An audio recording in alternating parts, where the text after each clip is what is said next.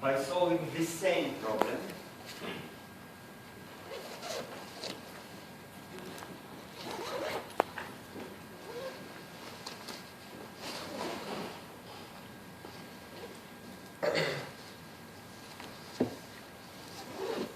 The same problem on input of smaller size.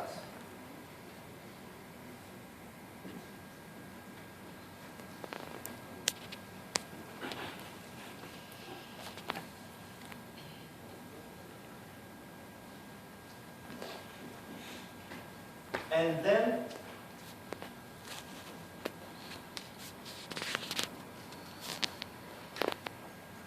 performing some additional operations.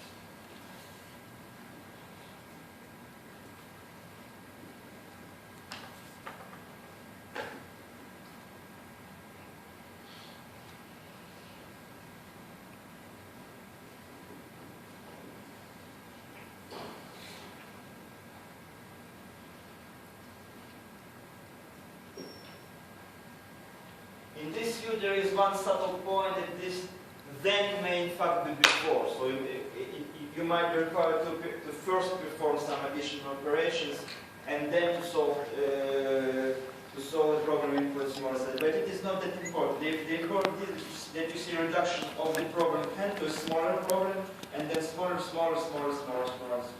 And from this point of view, viewing this function becomes, I think, a little bit easier. So summing up the first I elements of the given array amounts to summing up the first I minus elements and then adding element number I.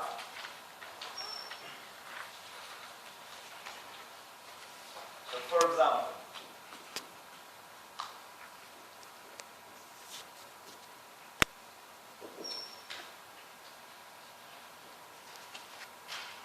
summing up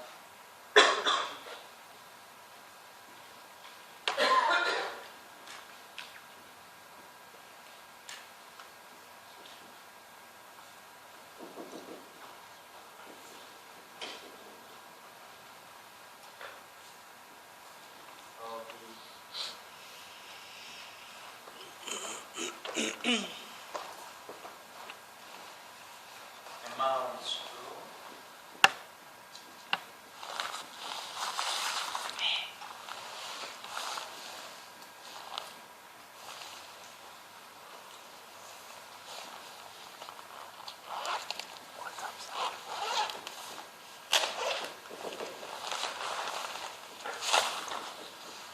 and then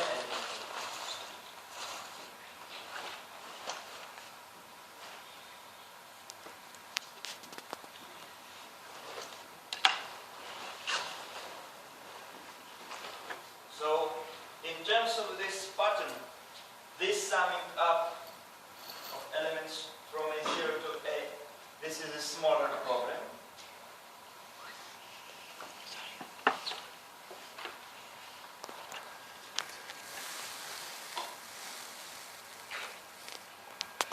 And this is an additional operation.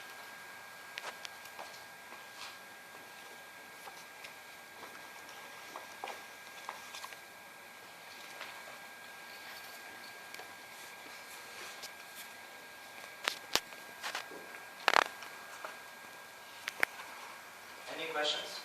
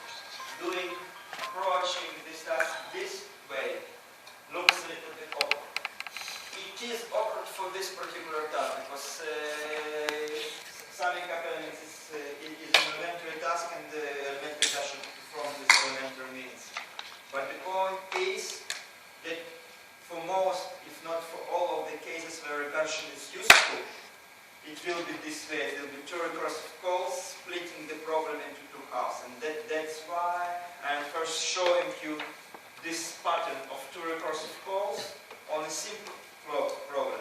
And although on a simple problem it looks awkward, I think it's a good way to understand the pattern itself.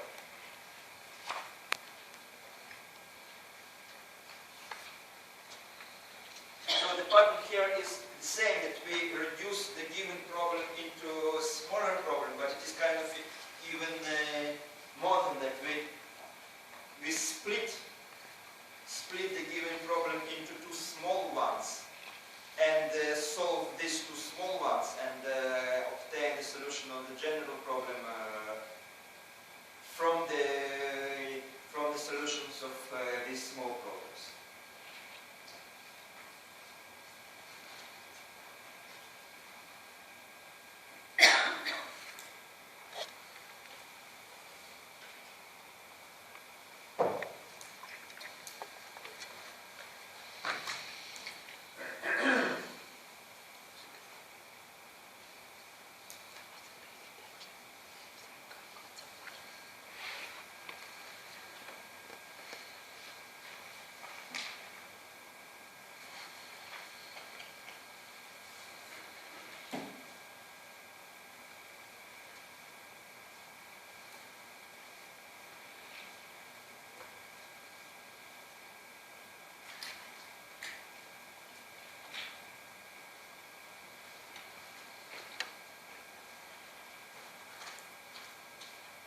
Okay, so let me write the following philosophy here. So a really useful variant of recursion is splitting the problem into two smaller ones. Not just reducing the given problem into smaller again, but splitting. So this means that each of this, after being split, the resulting problems are much smaller than the problem in the beginning.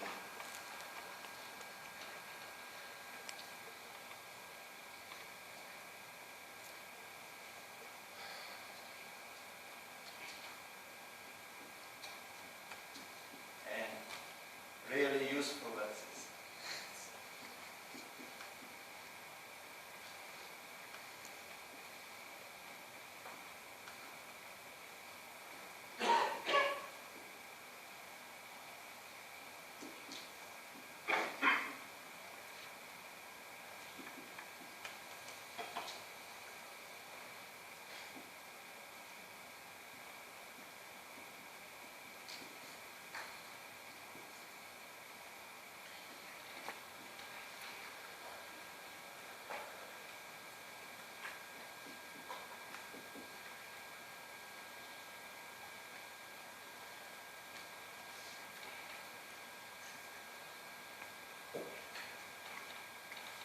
So in case of summing up elements from I1 to I2, we just split the array into two halves and then apply recursively into the first half and recursively on the second half and add them up together.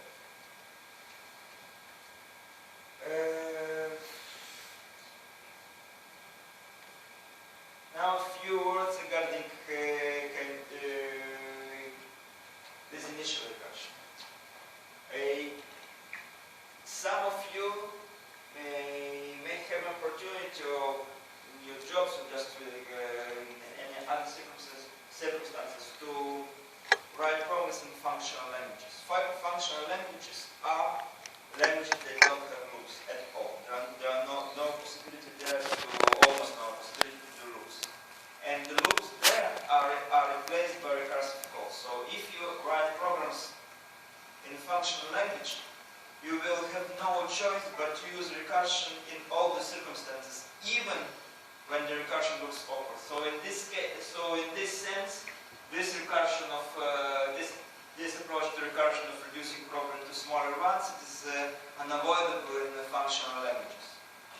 On the other hand, if you write a program in declarative language like C or Java, then instead of doing this, it would be better if you use cycles. However, this approach of splitting, it is suitable in many situations just just because of the structure of the program. It doesn't depend which language you program. If you don't go like this way, the resulting program will be very awkward and readable. So that's why I wrote here really useful. So this means that it's useful independently on the kind of the language that you are talking.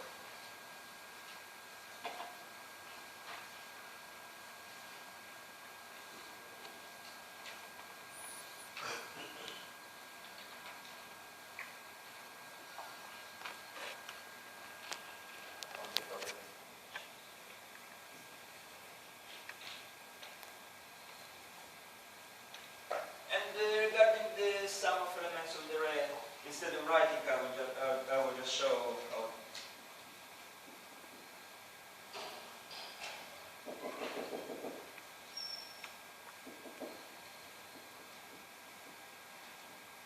And so we put some element in the middle, one recursive application, and then add them up and return down. So this is really the way of what is shown.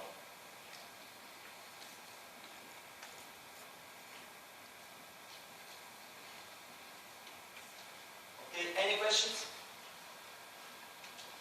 I have one. Yeah. As a prodigy one. What made you change your mind about recursion between last week and this week?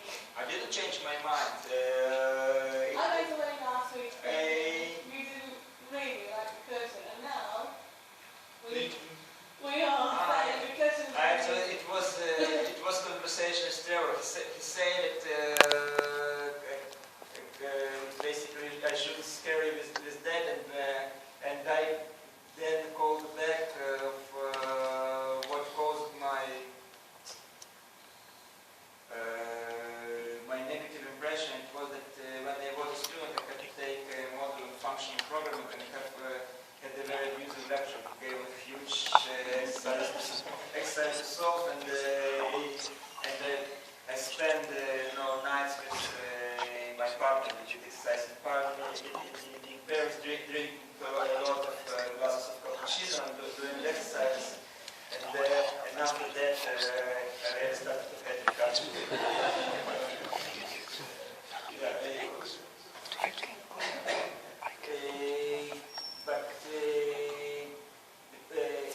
But the point is, again, if you write a program in declarative language, you need to use recursion when you need to use it. So this is basically, if you write a program in functional language, this is even not this is not a question if recursion of good is or bad in a functional language. Because in functional language you need to present the program in a recursive way. No choice. So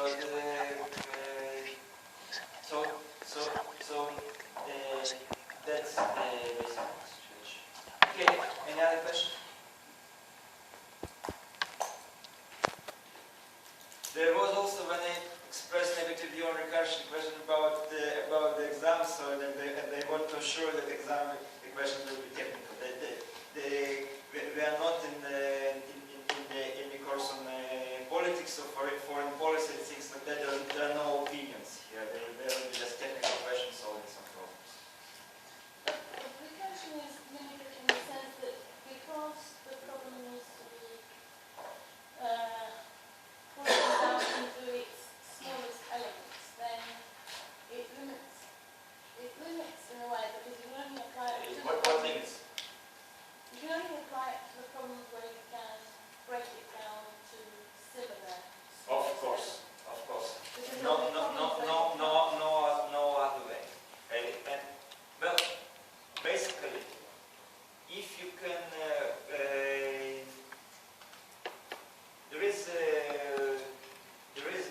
there is no much outside the scope of the model called decidable program. Decidable program is one for which you can write a computer program for a computer that will solve it.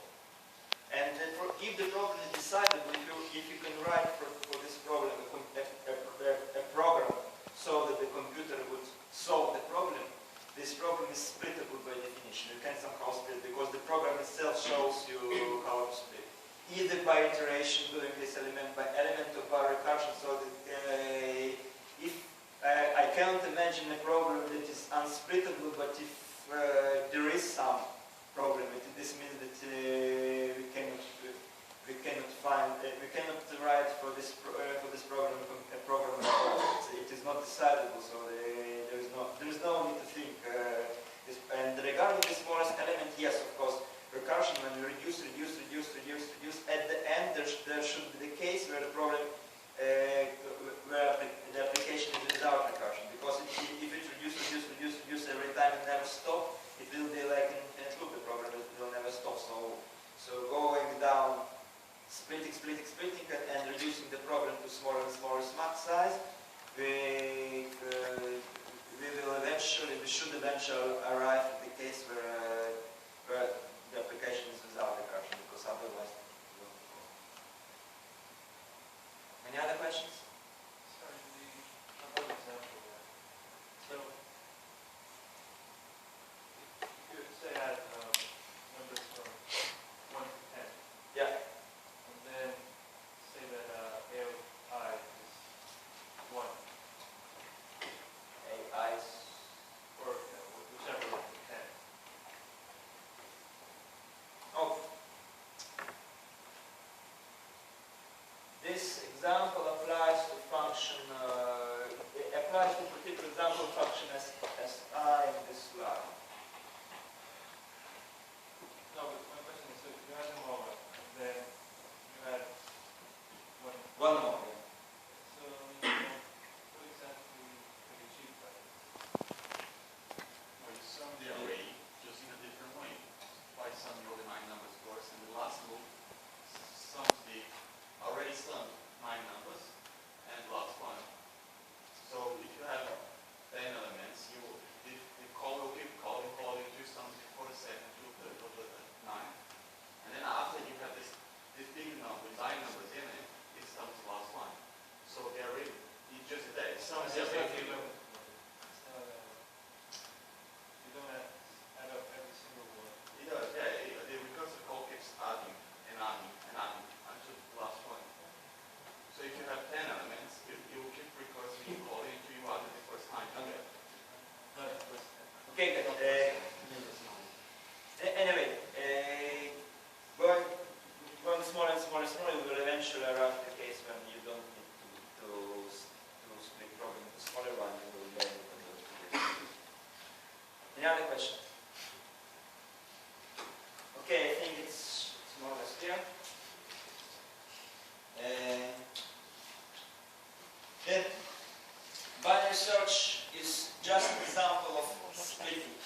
Just an example of splitting problem into two. If you have an array, you want to locate, you want to find out if the given element is located in this array. Then we look in the middle. The problem is split into half, but we don't apply recursion to both halves, we apply only to one of them. But get split into half and choosing the right half. Okay? Any questions regarding binary search?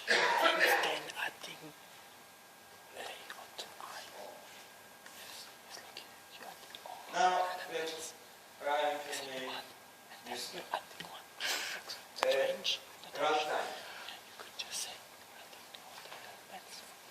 So we've seen a few patterns of obtaining runtime of functions with loops. Since in the recursive function there are no loops, these patterns do not really apply because we don't see loops. I would say, and what I suggest in the framework of this model that you, and in fact, what you will need to do is to write down the runtime expression in recursive form as well. Then, normally, one needs to apply some math in order to transform a recursive expression into non-recursive one. But this math is outside the scope of this model, so I will just tell you, I will just give you the formulas without justifying them. So, again, obtaining runtime of the recursive function stage is writing down the runtime in recursive form. The other stage is transformation from the recursive form into non-recursive. So the first stage you will be able to do yourself. The second stage you get as a write pattern without going deep into how it's obtained. Let's see one example. So for finding some array, we don't know what is the run. We do know it's O of n, but let's pretend that we don't know. And we say that our runtime, as I said earlier, it should be function of n, function of the input size. Let's denote t of n. This is our runtime. We don't know what it's about. And we can notice that the function doing this, the program doing some constant number of operations, adds element AI, and then even before it applies itself to a smaller array of one element less. And that's what you see here.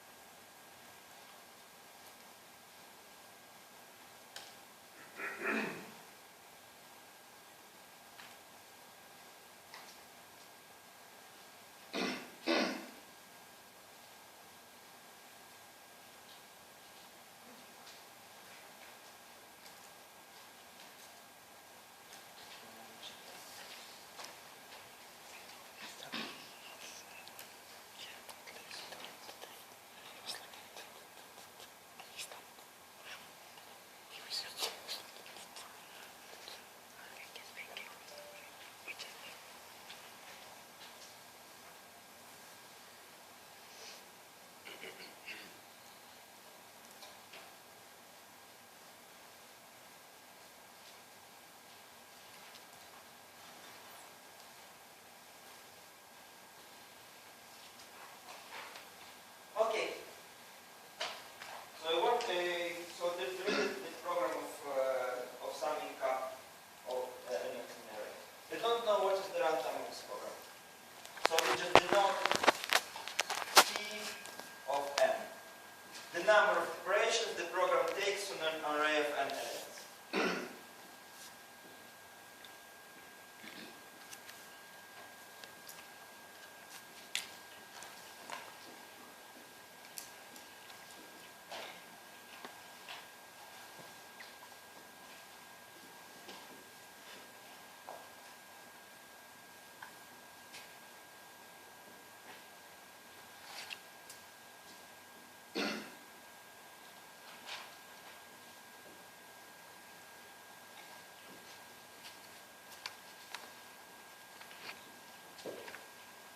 So we have no idea what is the function. We only know that some function dependent.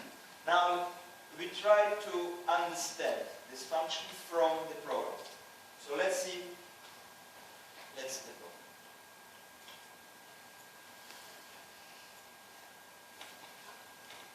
So first of all, we notice that if in the array there is only one element, then it's returned immediately. So this means that t of 1 is O of 1, some constant.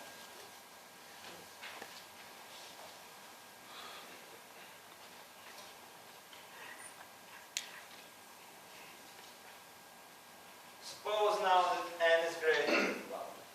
If n is greater than 1, then the function recursively applies to array of size one element smaller. So this means it performs t n minus 1 operations plus additional constant.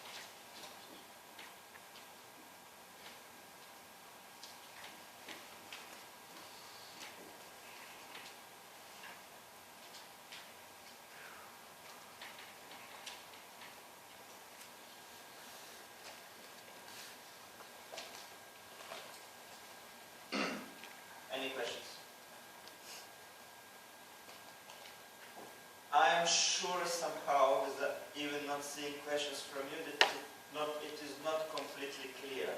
So let's try to clarify. How to clarify, and I can suggest you the right way of asking questions. Suppose you're in a position that something is not clear. So rewind back your memory. There was some moment, maybe some 5 minutes ago, 10 minutes ago, when everything was clear. So what happens is, there was a moment in the past that everything was clear. And there is a moment now that something is not clear. So this means there was a moment in the middle when something became not clear. Some small thing, because it cannot be that everything was clear and instantly in a second everything becomes not clear. But it was something that clicked, something that where you lost the trail, let's say so. And now try to remember that and ask particular questions about this. I'm waiting. Is everything clear? I see. What is not clear? I don't understand, you know how you've got G for one and zero. Okay, I will explain again T of 1, but let me go a little bit again, even a little bit back. Do you understand what is T of n? Yeah. Okay. So, is there anybody here in this room who does not understand what is T of n? Okay, so this is very reassuring because it requires some level of abstraction and I really need your understanding of what is T of n. And now, if you can function, you can see this function means really very kind of elementary math thing that you have a graph and two axes, and you have this end, this time, and it is the size of input.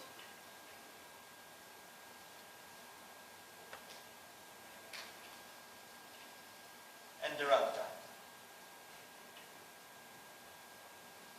And this function goes somehow, we don't know how it goes. Moreover, we don't have a description in this way. We have this description of, we need to get this description from the program. So first, we try to see the value of this function for small values of n. In particular, we try to see what is the value of this function for 1. What is T of 1? So this was an explanation going to 1. Is it clear what is T of 1? I don't ask yet anything about this part. Let this stay not clear. Is it clear what is T of 1 itself? What it denotes? Okay. Now look, what is T of 1 is the time the program takes on an array of size 1, on an array having only one element. And the array having only one element, it just checks. There is a if operation checking that there is indeed one element, and then there is a return expression. So there's some number of operations we really don't know what is it because as a result of compilation, some additional operations may be added, but we know it's constant. There is some constant 3, 4, 5, 10, whatever, it's constant. And I want to say that T of 1 is some constant, and some constant, according to the notation, is denoted by O1. And that's why I wrote T of 1 equals O1. It equals some constant, and we don't care what is this one. What we care is that it is bounded by some constant, but we don't need to know it in more precise. Okay?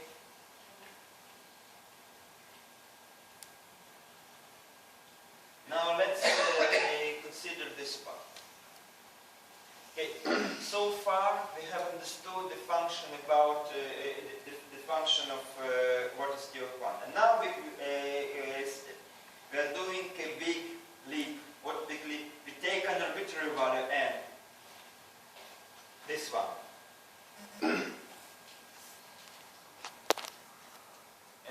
and then ask, what is the function here? And notice that we don't have ambition of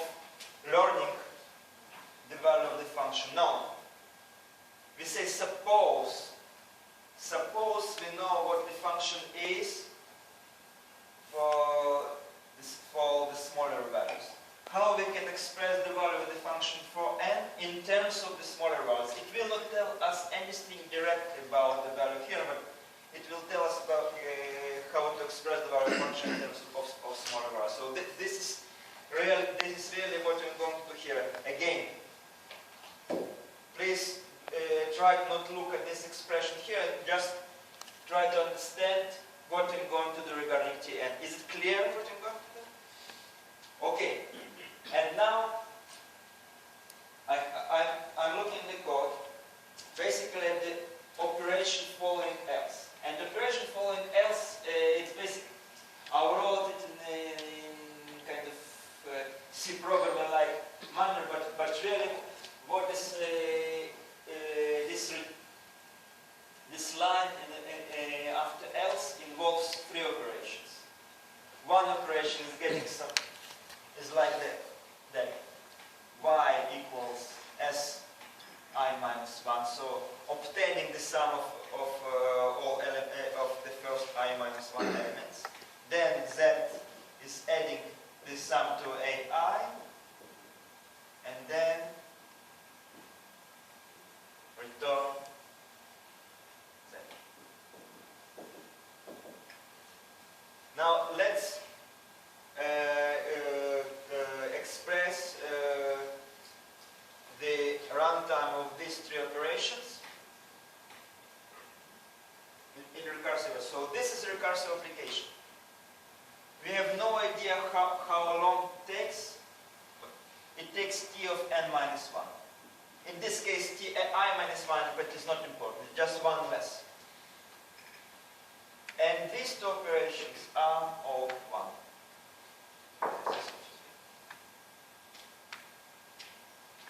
So you get this recursive expression right from the code. You don't need to look in any other place. Getting O of 1 from this, it's more tricky, it requires some math, but as I say, you will not need to do that because you will have this as a ready department. All what you need to do is to obtain the runtime expression. But can we get the ultimate result of the runtime? Eh? Can we get the ultimate runtime? Or What do you mean ultimate? please, like, we can't compare that equation, say, is it fast or slow? If we have a similar equation, which we can In principle, it's possible to compare, but it's a little bit relevant what I'm explaining now. Because what I'm trying to do now is to get basic understanding of how to obtain this. Any other question? Okay, so I hope that it's clear now. Hope.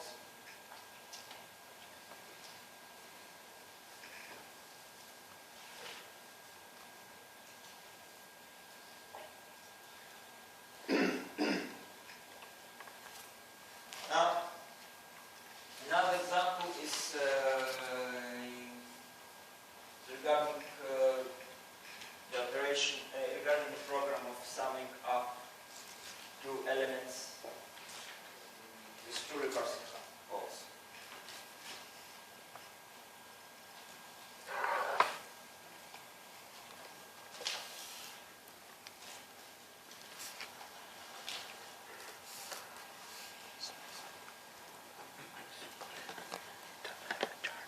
If you remember the program, I believe you more or less see the pattern.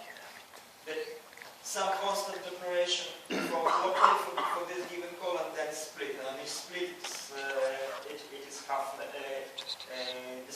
The size of the array is half less than the initial array. But I will just write down here the expression and then go back to the program and show it.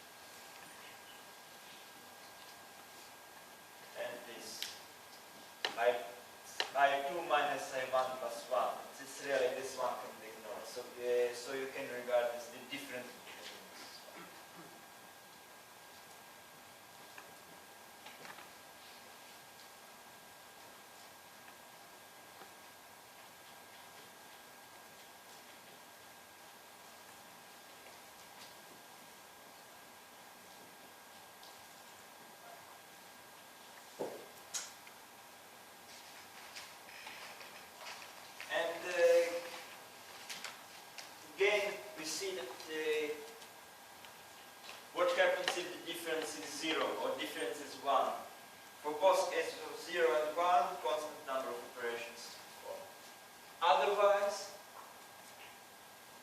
the array is split into two halves, where the size of, where the length of each array is at most half, and then the runtimes are added plus some additional overhead spending on summing up as of the first half and as of the second half. So let's see. So t of 0 is some constant.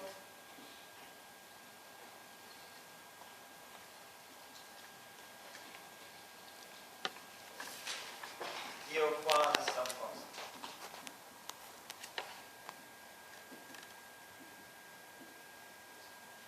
And what is T of n? It includes three stages. Call for the left half,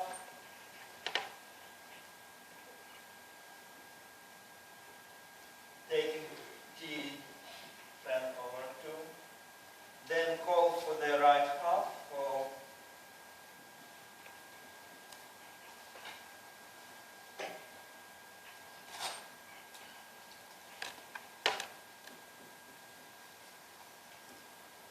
and summing them together, taking summing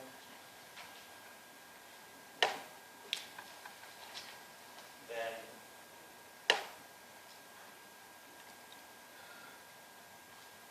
it's all one. And what remains to do is just to add them up.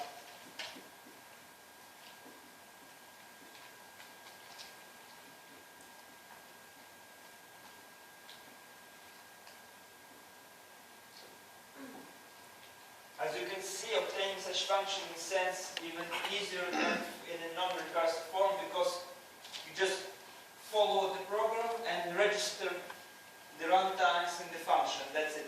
Then, of course, it is not trivial to open the function into non-recursive form, but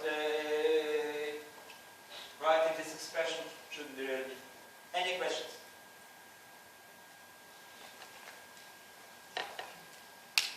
Is it clear, more or less?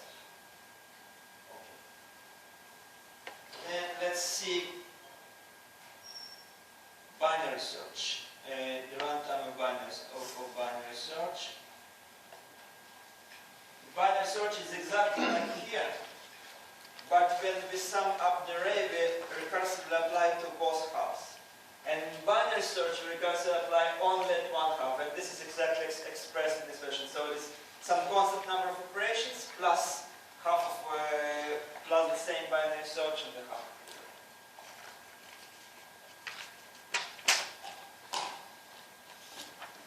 And here you see some table of conversion into non-recursive form, but it's really there is nothing to explain here because I just give these formulas without justification. Okay, now it is 6:56. Let's make 9 minutes break until 7:05, and then we consider